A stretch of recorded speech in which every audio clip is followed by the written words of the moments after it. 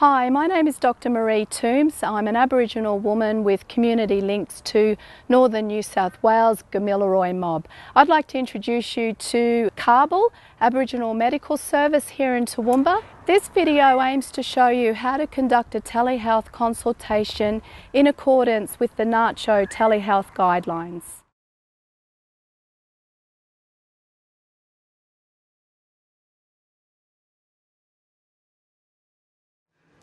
Hello Amy, it's Tanika from CARRRM Medical Centre. I was just wondering if Dr. Venue got our telehealth referral letter for Michael? Okay, cool. I was just wondering if we could also make an appointment for the telehealth consult? Yep, okay, cool. Thank you for that. Bye. It is important that you have a special place for your telehealth consultations. It needs to be big enough to allow the patient and possibly family and carers to attend. It will need to be private and feel comfortable. It will also need to have good lighting and be quiet enough so that background noise won't be a problem. Good morning, Michael. I see you're not looking very well this morning. I've set up a teleconference for you. It doesn't cost you anything, and I will be there with you if you need anything, like to answer questions for you or anything at all that you need. So are you happy to go ahead with this teleconference today? Yes. It'll be through the computer, and you understand about computers? Yes. Okie doke. Alrighty then, we'll start with that, and I'll be there with you, and if you're fine, we'll go ahead now. Okay.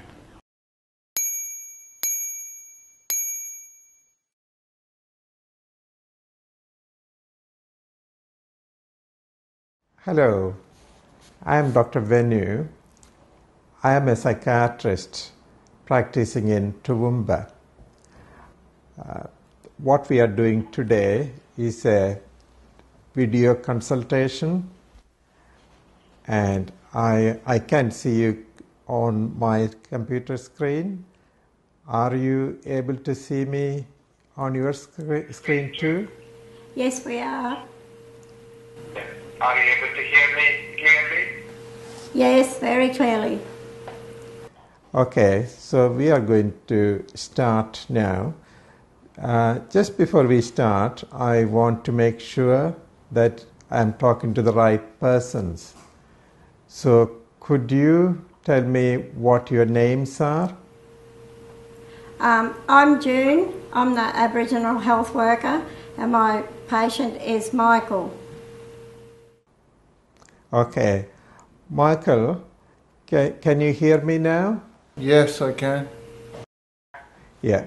Now, I'll be talking to you most of the time, but June can come in and help you to clarify anything which you're not very clear about, or anything June might want to add to. So we are going to start. So you are comfortable with this consultation going ahead? Yes, I am.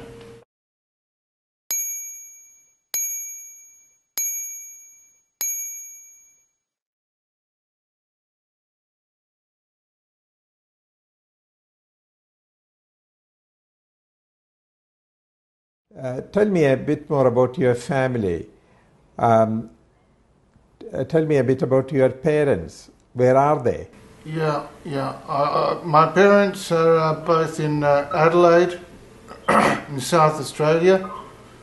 I got a brother in Sydney, and I got a sister in Melbourne. Okay. So that is of the family. Is that it? That's it. Yeah. Okay, the close family, I mean, yeah. Is there anyone in the family who has suffered from a mental health problem? Is anyone you are aware of? I'm not sure I understand the question. Could you just repeat that again? I'm not sure he understands. Well, is there anyone in Michael's family who suffered from a mental health problem? Or was treated for it? mental illness? Yes. Yes, doctor. My mother suffers from an anxiety disorder. And did she see a doctor for that? No, doctor. She never saw anyone. Yeah, but you know that she had an anxiety problem, but as far as you know, she did not. She was diagnosed, but in terms of treatment, no, she never did any of the treatment, doctor. Okay. Now let us move on. What we will do is we will move on a bit closer to what is happening now. Now, have you been feeling a bit low for a long time? It's been a long time, doctor. How long is that? Can you remember when you started feeling a bit down? My memory's been not too good either. So, but it feels like a long time, doctor. Right. Now, for example, when you were at school, do you remember having an anxiety problem or feeling a bit down? No, doctor, no. No, so it is not as far as that. So maybe the last few years, can you try to give an approximate period? Could that be last 10 years or could that be the last couple of years? Maybe the last couple of years. Right, okay. So that is so fairly recent, I would say. But is that getting any worse? You went to see a doctor not long ago, and so is there a reason to speak to the doctor about how you are feeling? Yeah. Well, look, I went to the doctor because I couldn't sleep. Couldn't sleep at all. I couldn't get off to sleep. And those times, I guess when I did get off to sleep, the next thing you know, not long had passed, I'd be awake again. Yes. Now, I will give you a bit of time to tell me in your own words what else you feel as affecting your life. What way is feeling down, how will you describe it, and how it is affecting your life, maybe how it is affecting your relationship with others? Yeah, well, it certainly has affected my life. I got fired from my work. That was several years ago. I haven't been able to find work since. I was married with kids, but I'm alone now, split up. Yeah. Just tell them about your drinking as well. Yeah, Doc, I've been drinking a bit of grog. Right, okay. So how much have you been drinking recently? A couple of 6-packs a night. Right, okay. And how long that has been happening? A long time, Doc. Long time. So have you been drinking more than usual in recent months? Yes, I have. Right, okay. Is that affecting your family life?